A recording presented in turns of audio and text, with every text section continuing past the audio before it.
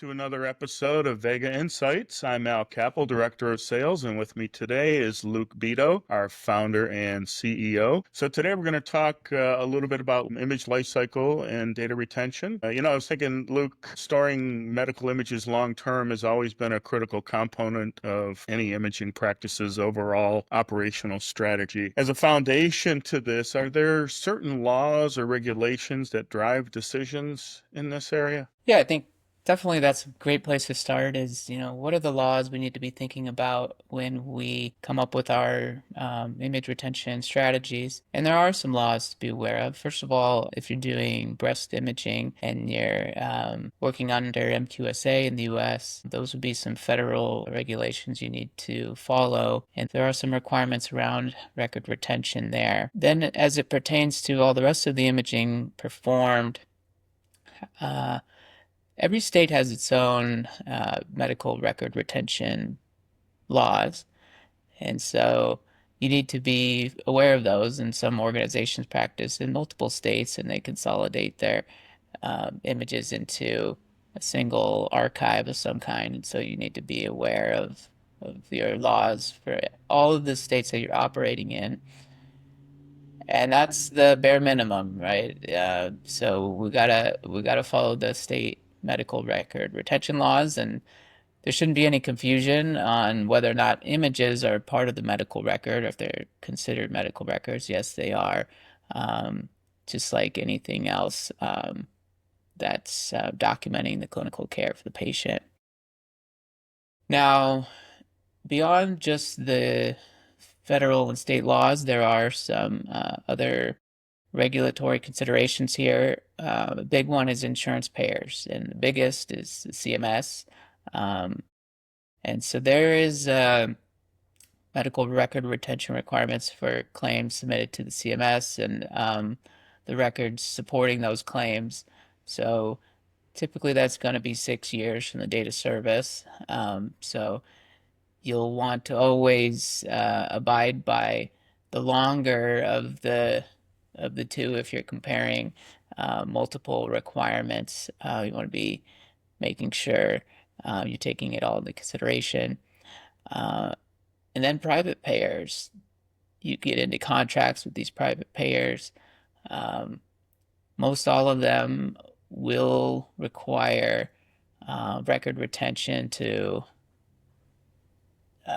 validate the claims that you're making. And in case one of those claims goes under audit, you need to be able to prove that you actually did that imaging exam, and you have the images and reports to go along with that. There are also medical legal reasons to consider retaining your records, possibly even beyond just the bare minimums from the government and from the insurance payers. There's a concept called spoliation of evidence, which basically states that the courts will presume that if you've destroyed a record, it's because it was unfavorable to that party that was responsible for storing it. Um, and so, in order to be able to defend yourself, if your defense is that, well, we don't have that study anymore because we deleted it, um, that's not a really good defense to lean on. And, unfortunately, I do see that happening, especially with AI findings. It's a pretty common practice that I see where they will use an FDA approved AI tool for their diagnosis, but then their line of thought is, if we delete these AI findings and then the case goes up for review in a legal review, then the courts won't be able to see what those AI findings were, and therefore we'll be in a better position to defend ourselves if in case we disagreed with the AI findings. Uh, and I definitely would advise against that line of thinking when it comes to intentionally removing any kind of records that you use in your diagnosis. Um, so it could pertain to ancillary data like AI findings or just the whole entire study, um, it's always the best defense to keep those records so that you have them available to help defend the clinical decisions that were made. So that pretty much sums up, the bare minimum considerations that organizations should be thinking about when they're coming up with these record retention strategies. Yeah, it certainly makes a lot of sense, especially, from a legal standpoint, it makes a lot of sense to retain your records, you know. But, historically, what else has gone into the decisions around image retention? Yeah. So first of all, you've got the clinical care side of it. And it's my opinion that clinical leadership does need to be involved in the record retention strategies that are being developed. However, they should not be completely in control of those strategies. So there is a difference between, what's useful to the radiologist in their day-to-day clinical practice and what's useful to the organization as a whole. Uh, there are systems and workflows out there that would allow older priors and things to um, sort of be segmented off within the radiologist's reading experience. For instance, hanging protocols that are designed to display the three most recent priors instead of, all 10 or 20 or something. There's also ways to keep studies archived on separate VNAs or data lakes and so forth without being included in the main packs that the radiologists are using on a day-to-day basis. If it's a matter of, the radiologist not wanting to be bombarded with too many priors. So that is definitely, in the real world, something that is being considered when these strategies are developed. What do the radiologists want? How much data is too much data for them? Um, but like I said, there's a lot more to it than just that aspect, and organizational leadership does need to take the big picture into consideration. Another thing is cost. You can't get away from that consideration. It can be very expensive, especially for large organizations, to store data forever, or for 20 years, however long they think that they want to store the data. Now, it's important to understand your options from a technical perspective and how there are different tiers of storage. There's different tiers of storage from a local storage perspective or a cloud storage perspective, depending on where you're storing your data or what your strategies are for the long-term storage. Um, and so leveraging the different storage tiers and the costs associated with those can be one great strategy to maintain data for longer without without having the same level of expenses if you kept it all on the same online storage tier that was the most expensive. And then another problem in the imaging space is that different specialties have different workflows, and while we in radiology often think of image storage as sort of uh, standard, for every other specialty, it may not be that straightforward. Um, there's a lot of specialties that utilize point of care ultrasound, for instance, and the workflows that I've seen in practice are all over the board with those. There's a lot of great initiatives from HIMSS and SIM and um, societies like that are putting out guidance on how to properly manage point of care ultrasound images or images generated in other areas of the enterprise beyond radiology and cardiology. Um, And so the guidance is there, but in reality, the workflows are still a mess at many organizations when it comes to these um, specialties that are doing things differently. And so there's often strategies that need to be developed from a technical perspective. How are we going to actually work with these point of care ultrasound machines? You know, those providers are used to just grabbing the machine and Yeah, I was going to doing say the that. exam and setting it off to the side, and they're not worried about retaining those studies, even though those studies may go into the EMR and become billable, and um, you know the legal requirements for storing those studies are the same, um, and all of the things that I talked about before are the same as any other imaging study that falls into that category. So um, there's a technical piece to this, and organizations like Vega are here to help those that need some guidance in developing these types of workflow strategies from a technical perspective. There are many specialties that don't even acquire DICOM images, so these non-DICOM image workflows can have a lot of technical challenges, especially if your PACS or enterprise archive only accepts DICOM images.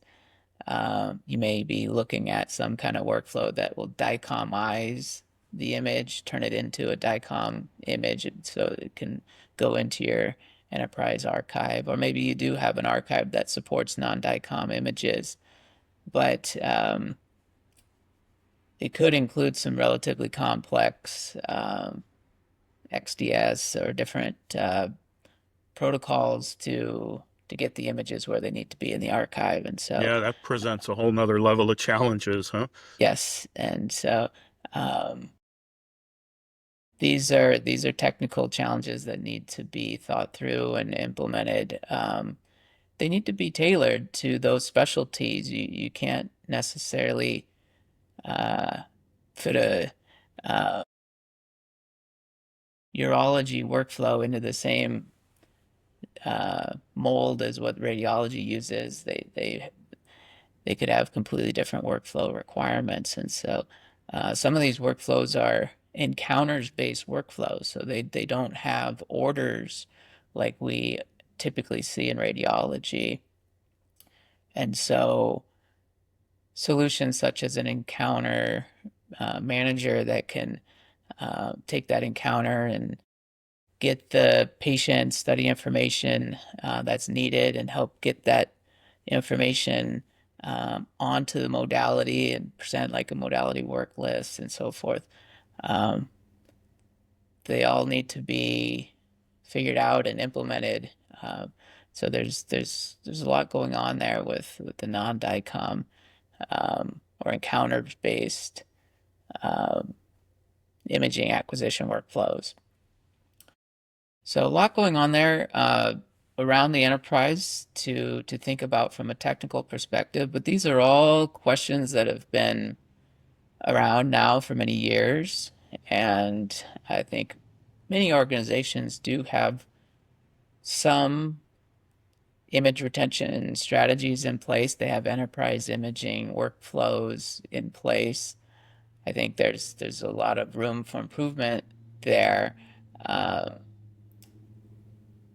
But I think what we've talked about so far has been covered pretty heavily, over the past 5 to 10 years. Yeah. And so um, that's sort of the foundation and the current environment that most imaging informatics professionals are familiar with already.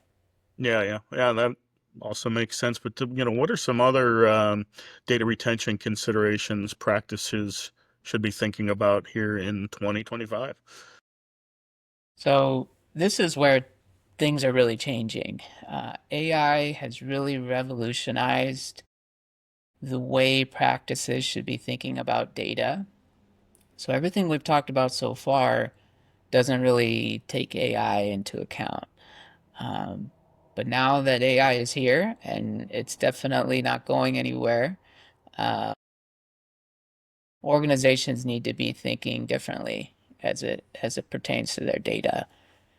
First of all, they need to be thinking of their data as an asset instead of a liability. Um, I think for years, organizations have thought of their data as a liability. Like, man, when can we finally delete these old studies so we can save money on storage costs? Yeah. Um, and that line of thinking definitely needs to change with AI. So first of all, there are so many uses for the historical data as it pertains to the development of new models, performance testing of models for regulatory purposes, and so forth. The AI developers really need that data, and the data is very hard to come by, and so it has value. And I think the value is only going to increase as the adoption of AI continues to rise and the expansion of AI in medical imaging um, continues to grow. So um, don't underestimate the value of that data. And it is sort of hard to put a dollar number on data. We know what the costs are. How can we compare that with the value of it? It is a challenge, but I'm here to say that there is a value for that older imaging data, and the value um, can can come in the form of participating in data projects that help get the data to the AI developers that need it or the researchers that need it. So sort of a project-based revenue stream.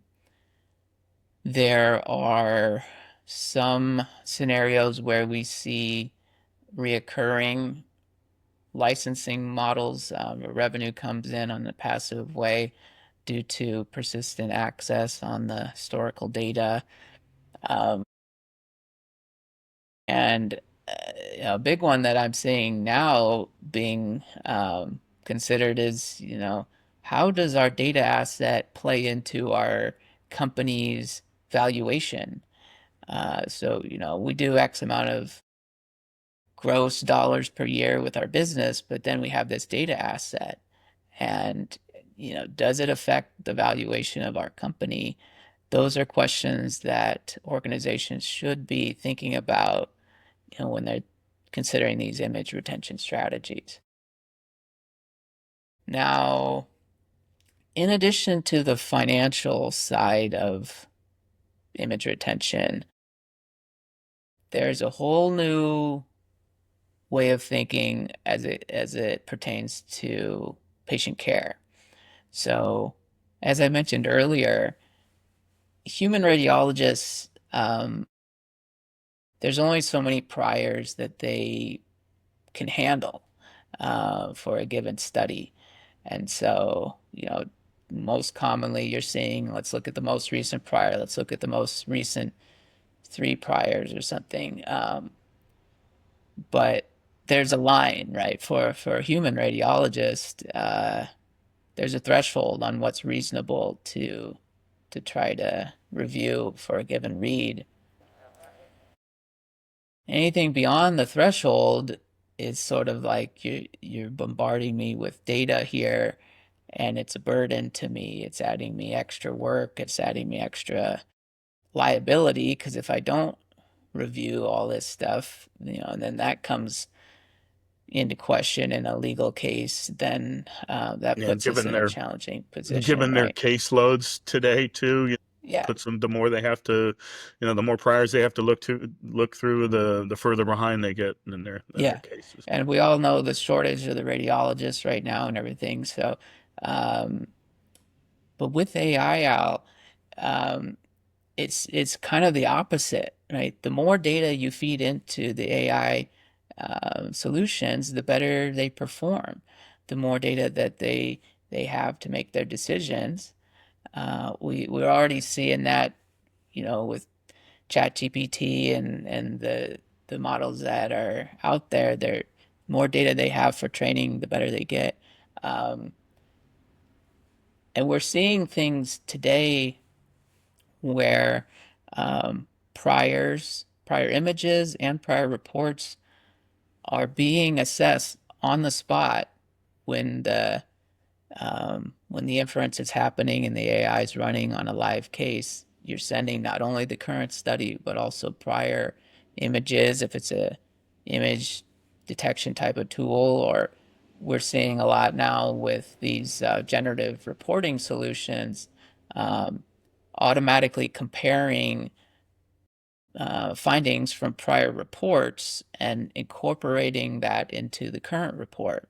So, for instance, say you have a patient with lung lesions and that these lesions have been tracked over time for the last 10 years, and you've got a lot of measurement data in prior reports. It's such a hassle for the radiologist to look through all these prior reports and put into the new report um, the changes over time for different lesions throughout the lung. But this is like what's great about AI is that type of work is well suited for the AI solutions, and so they're able to create beautiful graphs and automatically illustrate the changes in the lesion size over time and what the predictions are for the future um, based on data. So the more data going into these, both in a live situation for new reads and also in the development stages for training, um, the more data, the better. And so organizations are doing their patients a disservice, in my opinion, by purging old data. Once it passes the bare minimum legal requirements, and they're not thinking about the future. Organizations need to have a little bit of foresight. What what's this data going to be used for in the future as AI continues to grow? And how can we position ourselves to best leverage the AI that's here today and the AI of the future? So, all very important considerations that weren't really here 4 or 5 years ago. Um, Yeah. and so I think many organizations have these legacy image retention policies and strategies that were developed before AI really was being incorporated into the real world. And so um, it is time to reassess and consider both the patient care aspect of it and also some of the very exciting uh, monetary opportunities that exist to leverage your data assets. Yeah, yeah. When I have conversations day to day, I always encourage people to retain their historical data for those very reasons. And after you explain it, some already get it, they understand, which is great. Others are like, well, we've been do. It's time to change up, right? You can't always do that. Retain your data. It has value and it needs to be there to train AI. The deeper the data, the deeper the AI insights, as I like to say. So yeah, Luke, Vega, as you know, has the expertise to help organizations develop strategies for image management and leverage their data assets for use in AI. We've been helping organizations monetize imaging data for over the past 7 years, and we can clearly present the legal, technical, and monetary considerations for a practice's leadership team. So I'm hoping this video reaches everyone well, and please reach out to us to set up a discussion to dive a little deeper.